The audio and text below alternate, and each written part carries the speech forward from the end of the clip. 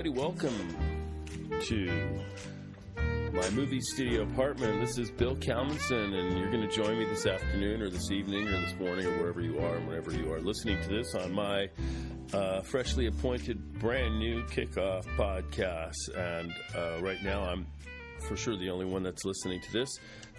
And welcome to the Cockeyed Caravan. Where did I get the name Cockeyed Caravan? It's the last line of perhaps certainly one of my favorite movies.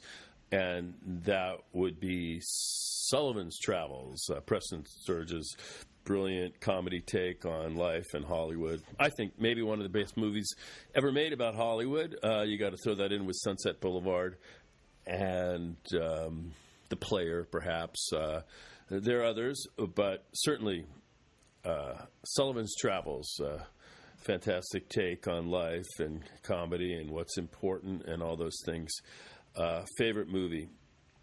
Hence, The Cockeyed Caravan is the name of this podcast, the last line from that movie, and broadcasting live now, but re-recorded when you listen to it from my movie studio apartment, named so because, well, this is a studio apartment that I also made a movie in, and you're welcome to see that at any time. It's called The Solar Opposite, and I wrote and directed it, and it is available on numerous download sites, including iTunes, Warner Home Video, Digital, Amazon Play. I think it's findable with the exception of Netflix. For some reason, it's not available there. It was available there back in the old days when they used to send the little DVDs in the mail, but no longer. So that's my expression. What am I here for? Why am I doing this? What do I care about?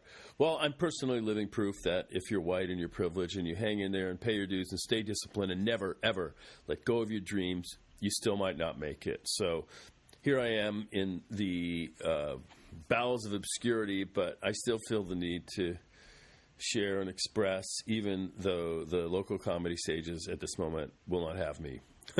Maybe because I'm not trying as hard as I should, but I just have the scar tissue for so many years of living on the other side of the velvet rope that I guess I'm taking a 20-year voluntary or semi-voluntary, no, not voluntary, it would be involuntary, sabbatical from my life as a merchant of mirth, that being a stand-up comedian here in the netherworld of Los Angeles, the nightclubs, the comedy scene.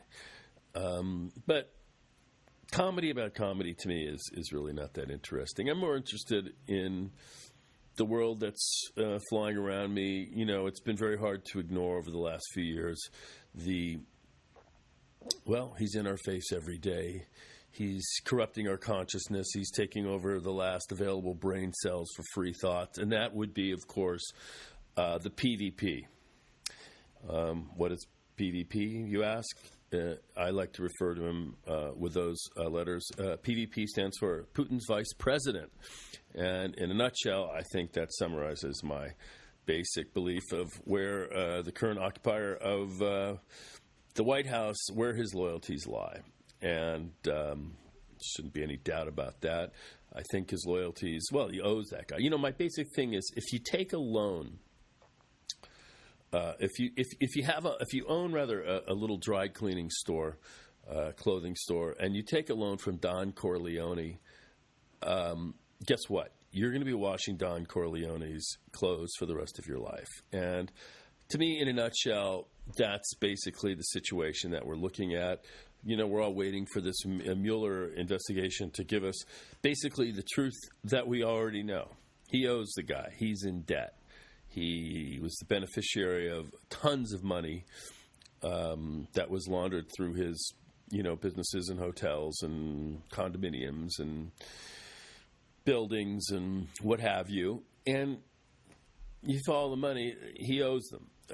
It's certainly not an accident or a coincidence that after, 70 years of Cold War, that in one presidential cycle we have a 180 of policy reversal, and it certainly doesn't make sense by any normal standard, unless, of course, that person was in debt up to its fucking eyeballs to somebody else. And that is really the story, in my view. And I'm hoping that we'll get some version of the truth as provided by Mueller, but in the short term, with the current political constellation, with my loving Republican brothers and sisters in charge of, what would that be, two branches of government, it's unlikely in the short term that he will be removed, unless, of course, there's a change of government in the midterm. So we'll see. And I think the core lesson, there's so many lessons, if you want to preserve free speech, speak freely. So that's what I'm doing here. Doesn't mean anybody's going to listen, but I'm going to speak freely. And that's just sort of the core mantra of this little podcast. And I'm hopeful that the new technology available to us all, meaning this microphone and this computer and the internet outside of it, will allow some poor souls to listen to, my rantings and ravings. So what's up? What's coming at my way? I mean, firstly, we've got this terrible, the border stuff with the horrible, separations of young people from their parents who've crossed, who knows, God knows how many miles to get to the promised land, where all the promises seem to get broken. I misread that little speech on the Statue of Liberty. I kind of got that wrong. Apparently not when you cross the border. I think that's only from seafaring people on boats. If you're scurrying across desert borders from southern nations where people are generally darker, that promise, no, we didn't mean that for you. It was specifically meant for people from northern European countries, white people. And for Trump, I think he specifically is encouraging white models from former Eastern Bloc Yugoslavia. That would mean today Croatia, Herzegovina, Slovenia. Those countries, we will take your models, your foxy little blonde-haired chicks, and we'll happily patriate them into our country. But you little Mexican folks, you folks scrambling up from Central America, that would be El Salvador, Nicaragua, those places where you're being hunted and terrorized by death squads and gangs and drug dealers and cartels. No, that little inscription at the bottom of the Statue of Liberty does not apply to you, nor does it apply to your children. Sorry, it's just the new rules. And for a lot of people, I'm watching television and they're all shocked by this. They're all looking at this and going, oh my God, what a travesty. And what a tragedy, what a travesty, what a mockery of who we are as Americans. Well, that's a bigger question of who we are as Americans. I know one thing, as Americans, we're deluded, self-deluded about who we are as Americans. But it shouldn't come as a surprise. That's my point. Trump, for all his deviousness, for all his, he is so detached from anything truthful. In his own weird, backhanded, strange way, he's amongst the most honest presidents we've ever had. What do I mean by that? Well, the first day of his campaign, when he descended that escalator, the first thing he said is, those fucking Mexicans, those are rapists. Those people coming across the border, they're criminals.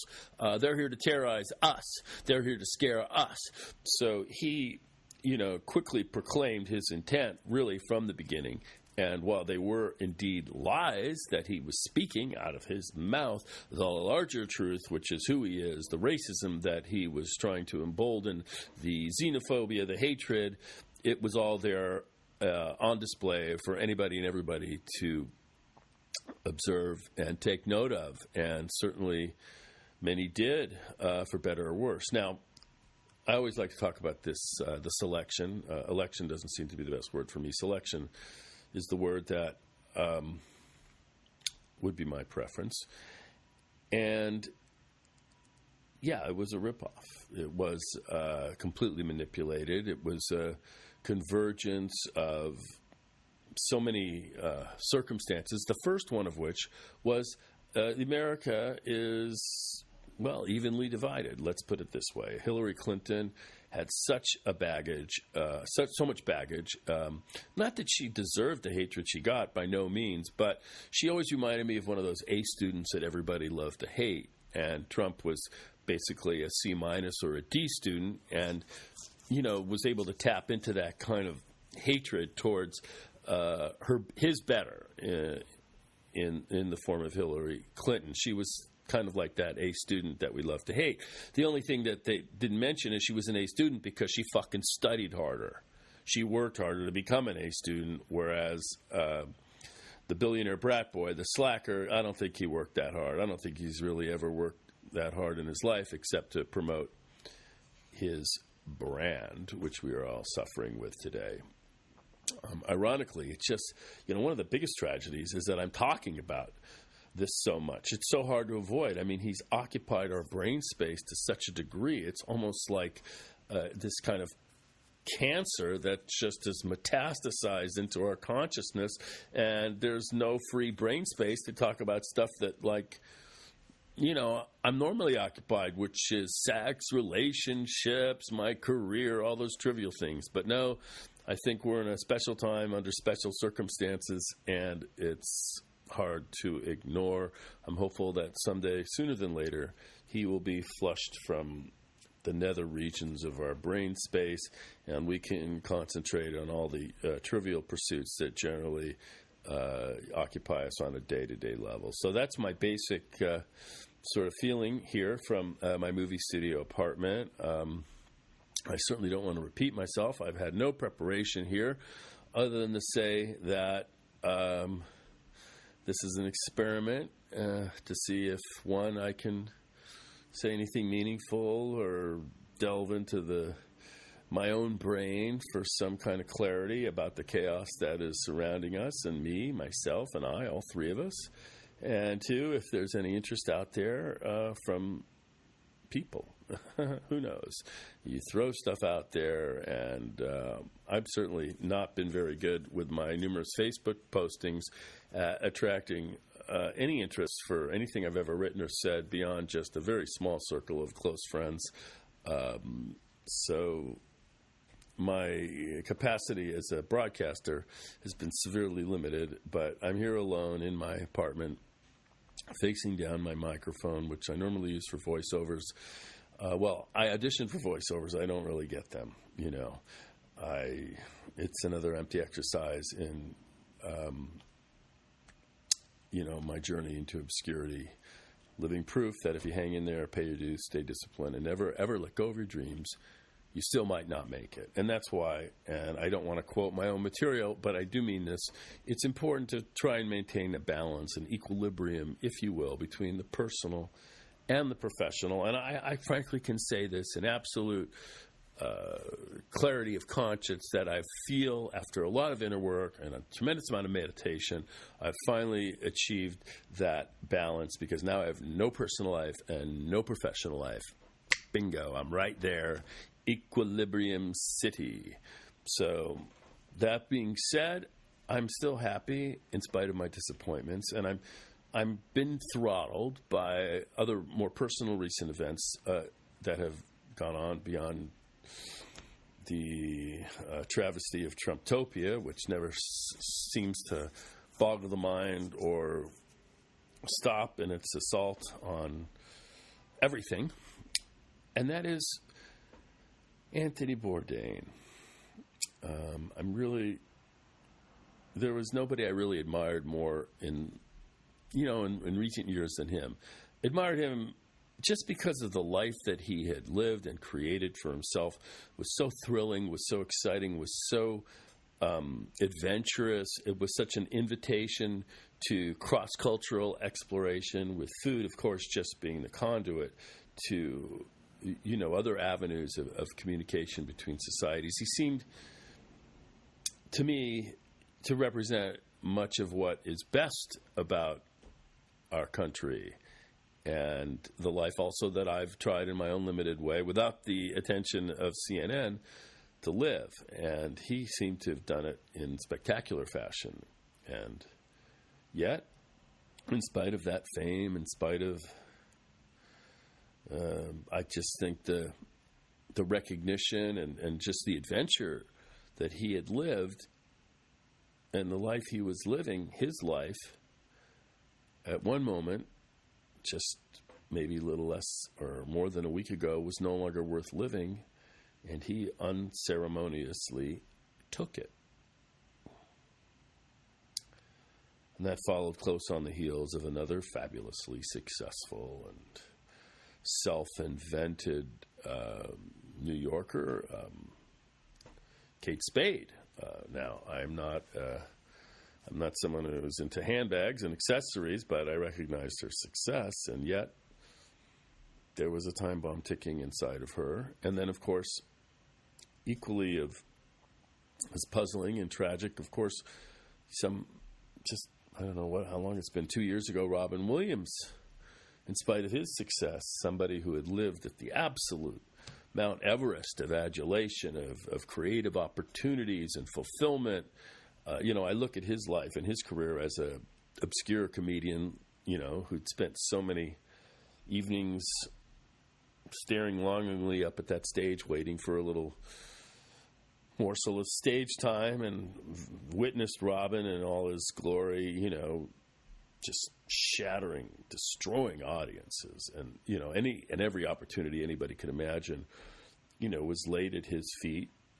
He was beloved and admired, had families, certainly all the money anyone could ever imagine, and yet, like Anthony Bourdain and Kate Spade, his life, for whatever reason, wasn't worth living. So I now can say with absolute authority that money and fame and accomplishment does not bring happiness. We now know that. We can say that without a doubt. That has been proven, and in addition to which, I can say there's a lot of mystery in the dark places, because ultimately these things are kind of inexplicable. They don't really offer up rational reasons other than that. In those private spaces, there's a kind of horror and insanity. And maybe we're all just very delicate chemistry sets. And if that chemistry gets altered in the wrong direction, why then maybe there is no protecting us from ourselves. And so, without knowing any of them, had met Robin. Even though I felt like I knew Anthony Bourdain better than I knew Robin Williams. Robin Williams, to me, some comedians offer windows into themselves, and others offer mirrors, meaning they reflect back at you and you don't really get to look inside. I felt that Robin was certainly a mirror, not a window. Ultimately mysterious, I think, to the world. I guess you could cobble together a truth about who he was. I mean, he for sure was a kindly person. Certainly wasn't mean or bad. But he didn't offer up himself, I thought. Alternatively, I think Anthony Bourdain, while he wasn't a comedian, was offered not only a window into the world, but a window into himself. And he was somebody I would have loved to have met. Ironically, now I'm reading his book, Kitchen Confidential, which was a bestseller, I guess, and sort of launched him out of obscurity into public consciousness, paved the way for his rise into, as a celebrity chef and worldwide adventure and raconteur. This book was the ultimate springboard. But reading it, I think had I read it a month ago, it would have been very light, kind of beach-type reading. But now that he's offed himself, it's more or less reads to me kind of like a mystery, looking for clues as to why, how, perhaps, some roadmap to his demise or clues that might be offered up in this book. Thus far, no, not finding them, but he liked to live on the edge. He liked his heroin, same age as me, 62. I'm 62. I think he's 61 or was, so we traversed some of the same territory when I was a young actor comedian in New York, and kicking around trying to get stage time. He was making his name as a young chef in New York restaurants. So there's something about his demise that is unsettling, and I'm sure to others also. But, I guess it cuts to the larger question of what is happiness? How do you get happiness? Is happiness a state of being? How do you get happy? Happiness seems to me like the result. To me, happiness is a discipline, and it's the discipline of gratitude. And when you lose sight of the gratitude for just being alive, whatever your circumstance, then the illusory state of being referred to as happiness can become extremely elusive. So gratitude, I think, is the discipline that yields happiness. If you go for happiness, like I want to be happy, like go for that directly, that leads us down the blind alleys of hedonism and conspicuous consumption and all the other traps and ills that befuddle us in this world. So that's not comedy.